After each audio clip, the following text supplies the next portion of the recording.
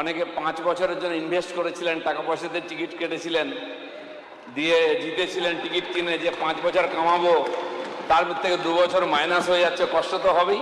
এখনো ঋণ শোধ হয়নি, কয়েক লাখ টাকা দিয়ে টিকিট কিনেছেন। জনপ্রতিনিধিদের তুলে দেওয়া দরকার, ত্রিস্তর পঞ্চায়েত তুলে দেওয়া দরকার, কোনো আর দরকার নেই তো। গ্রাম পঞ্চায়েত প্রধানদের হাত থেকে কেড়ে নেওয়া হলো ক্ষমতা। বিধানসভায় পাশ পঞ্চায়েত সংশোধনী বিল। শনিবার বিধানসভায় পাশ হলো পশ্চিমবঙ্গ পঞ্চায়েত বিল 2026। সরকারের দাবি, গ্রামীণ এলাকায় উন্নয়নমূলক কাজ যাতে কোনোভাবেই থমকে না যায় তা নিশ্চিত করতে এই পদক্ষেপ। পঞ্চায়েত মন্ত্রী জানান, কাটমানি খাওয়া বন্ধ করতে এই বিলের দরকার ছিল। অনেকে 5 বছরের জন্য ইনভেস্ট করেছিলেন, টাকা পয়সাতে টিকিট কেটেছিলেন, দিয়ে জিতেছিলেন টিকিট কিনে যে 5 বছর কামাবো, তার থেকে 2 বছর মাইনাস হয়ে যাচ্ছে। কষ্ট তো হবেই। এখনো ঋণ শোধ হয়নি, কয়েক লাখ টাকা দিয়ে টিকিট কিনেছেন। সেটা আমরা টিএমসির আমলে শুনতাম, তার নেতারা বলছে এত লাখ টাকায় পঞ্চায়েতের টিকিট, এত লাখ টাকায় সমিতির, এত লাখ টাকায় জেলা পরিষদের টিকিট। সে ঋণ এখনো সহজ হয়নি, আর হাতে ঝুনঝুনি। এর চেয়ে বিকেন্দ্রীকরণ হয় না।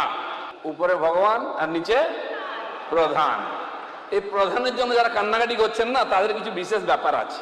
এই বিলে কোনো পরিবর্তন হচ্ছে না, কারো অধিকার ছিনিয়ে নেওয়া হচ্ছে না, কোনো ব্যবস্থার পরিবর্তন হচ্ছে না। একটাই পরিবর্তন হচ্ছে, যে জন্য পশ্চিমবাংলার পঞ্চায়েত ব্যবস্থা এত বদনাম হচ্ছে, দুর্নাম হচ্ছে, এত হিংসা, এত ক্ষয়ক্ষতি, এত লুট। এখানে যারা বসে আছেন বিধায়করা, তাদের চেয়ে যে কোনো প্রধানের বাড়ি বড়। আপনার বাড়ি 3 তলা নয়, কিন্তু পঞ্চায়েত প্রধানের বাড়ি 3 তলা আছে কিনা? এতে প্রমাণ হয়ে যায় কতটা বিকেন্দ্রীকরণ হয়েছে অর্থের, কোথায় পৌঁছেছে। এত স্বজন পোষণ, এত হিংসা, এত লুটপাট। একটা রেসিডেন্সিয়াল সার্টিফিকেটের জন্য পয়সা নেওয়া হয়, একটা বার্থ সার্টিফিকেট, ডেথ সার্টিফিকেটের জন্য পয়সা নেওয়া হয়। কে নেয়?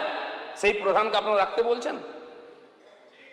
ডিএম তো সই করেন কোটি কোটি টাকার, বিডিও সই করেন। যদি সেক্রেটারি সই করেন, কি সংবিধান অশুদ্ধ হয়ে যাবে? প্রধানকে কেন চোর বানিয়ে রেখেছেন? বিকেন্দ্রীকরণ এটাই হয়। বিডিও, এসডিও, ডিএম সই করলে দোষ হয় না। আর যদি সেক্রেটারি আর অ্যাসিস্ট্যান্টের হাতে আমরা ক্ষমতা দিয়ে দিই চেকের, কি অসুবিধা হয়ে যাবে? অসুবিধা ওটাই হবে, কাটমানিটা অসুবিধা হয়ে যাবে।